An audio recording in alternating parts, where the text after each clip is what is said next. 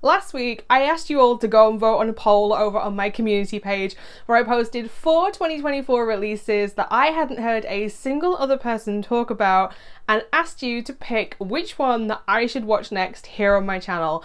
And to say that the results were close would be an understatement, because in the end, horror anthology beat historical supernatural by a single vote. So yes, today I am watching the horror anthology The Seven Darks, and to say that there is very little available about this anthology movie, again, would be an understatement, because even the description of this movie is incredibly brief and incredibly vague, so I guess we're all going in blind to this one. But if you don't know anything about The Seven Darks from 2024, let me quickly fill you in, and I mean quickly fill you in. The Seven Darks from 2024 is a horror anthology. A man receives 7 mysterious payphone phone calls from a dark entity, each leading to a different chilling tale. If you're new here though, I go by Hordes, and if you're not new, welcome back. I talk about horror movies here on my channel on Mondays and Fridays, but as always when it comes to watching movies that I have never seen before, I am now going to go and watch The Seven Darks off camera, so that way if you too decide that you want to watch this brand new horror anthology, nothing will be spoiled for you, because nobody wants to watch a movie that you've just watched somebody else watch from start to finish, because then you're going to know exactly what is going to happen. And I keep it spoiler free here on my channel. Very quickly though, thank you to everybody that did vote on my poll, and because the results were so close, a single vote, I still can't believe that.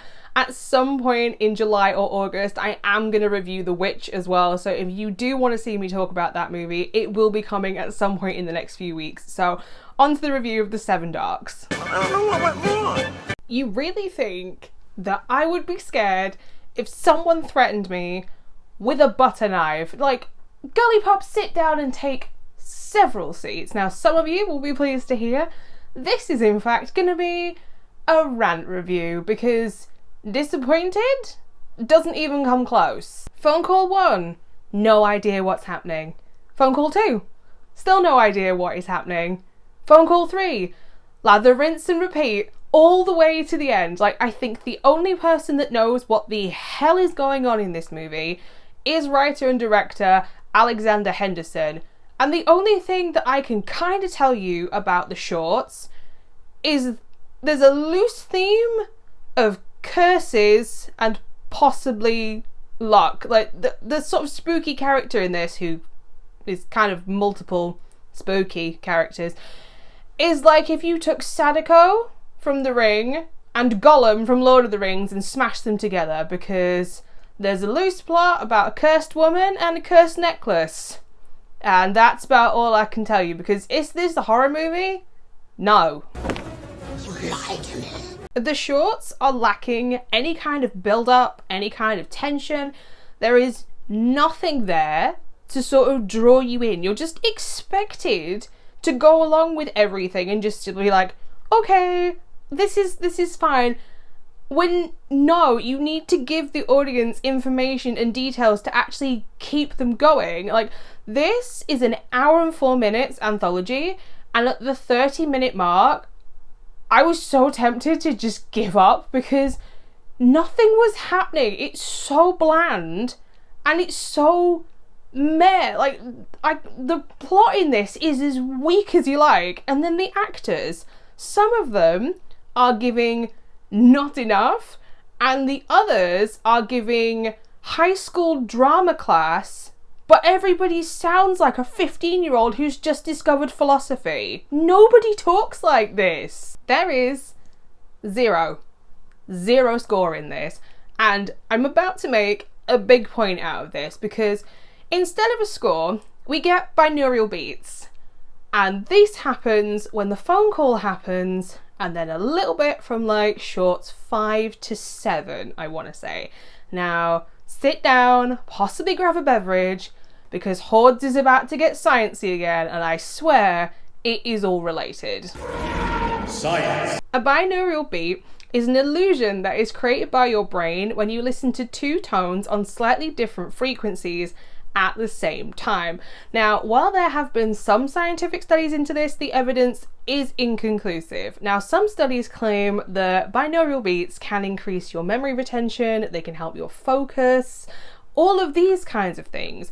But there are also studies that have shown that listening to binaural beats can actually trigger depression in some people, which causes people to have violent outbursts or anxiety for short periods of time, which basically means it's a pseudoscience and you should not in any way use binaural beats as a replacement to normal everyday medications and therapy. Now, am I surprised to find this pseudoscience in this movie, considering in the very beginning you find two characters talking about manifestation?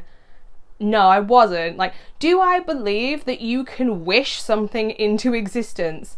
No. You can believe that you're going to win the lottery, for example, but you still need to buy a ticket in order to actually have a chance. You need to be an active participant. So no, I don't think that just sitting back and wishing for something to happen is actually going to manifest it into existence. Scooby-Doo, take note. If you're somebody that believes that binaural beats work, then yes, this movie is going to be more effective on you. But if you are somebody who is skeptical of pseudoscience and relies on research like myself, then no, this isn't going to work on you. Now, my point here is sound in movies is incredibly important, and it's something that a lot of viewers actually take for granted because it's not something that you actually notice until it is missing.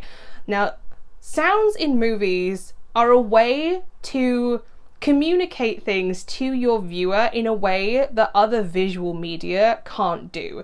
It can dictate your mood and feelings, it can feed you information about the background. There's so much that it can do, and I think that this is where the Seven Darks has chosen to go for a gimmick which is going to work for a minority rather than going for a, say, standard score with music that will work for the majority. This one just wasn't for me in any kind of way, and I'll be honest and say that I had more fun actually researching binaural beats than I did watching this movie. Now, this is where I have to bring up our director/writer again, because this is only their second feature-length movie. The first one that they made came out in 2022, but their third feature movie came out only a month after The Seven Darks came out. Now, this is somebody who between 2017 and now has made 40 short movies and has written 32 of them.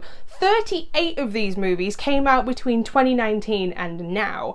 So this begs the question, is this a quality versus quantity thing? Because while I think the ideas are there, it does feel very much like, can we churn these things out as fast as possible? Slow down! In the end, I am actually going to give The Seven Darks in 2024 a 1 out of 5 stars because I saved my half stars for movies that I think are offensive or shouldn't have been made. And my issue with this one is it is not a horror movie. There is no threat, no tension, there's no psychological horror, there is nothing that you would expect to find in a horror movie in this anthology. And I can't tell you what this anthology is supposed to represent because at no point is it ever explained to you what any of these things are supposed to mean.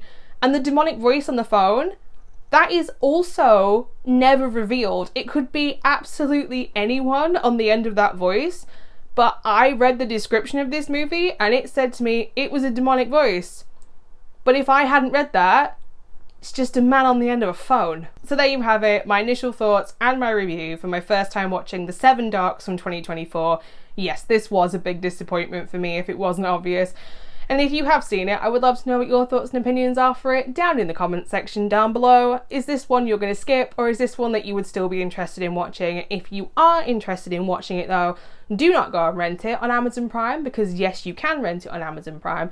Do it the way I did it, because again, I kid you not, this director has a channel right here on YouTube where they upload everything, including this movie, so you can watch it for free right here on YouTube. If you would like to know every single horror movie that I watch though, not just the ones I talk about here on YouTube, you can also find me over on Instagram and Letterboxd at HordesOfHorror. Links will be in my description bar as well, or maybe even stick around and join the Horde here on YouTube. But I will be back on Monday, and this time we're going to put a little bit more positivity out there, because last few weeks, I want to say a few weeks ago, I did a video talking about 8 movies that I am never going to rewatch again, and just like the first time I did that, I am following it up with a recommendations list of 8 movies that you should actually give your attention to. So until next time, bye.